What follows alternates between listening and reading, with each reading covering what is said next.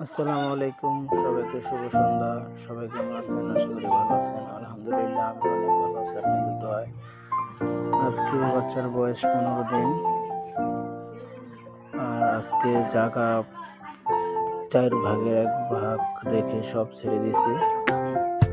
আলহামদুলিল্লাহ, অনেক সুন্দর, ভালো লাগতেছে। আজকে দৌড়াদৌড়ি করতেছে।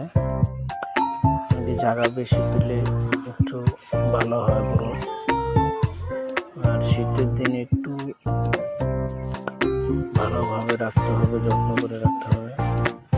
আলহামদুলিল্লাহ, অনেক ভালো আছে, সুস্থ আছে। সবাই দোয়া করবেন শেষ পর্যন্ত জানি সুস্থ সবল থাকে মুরগি। আপনাদের কাছে এই দোয়া, ভালোবাসা।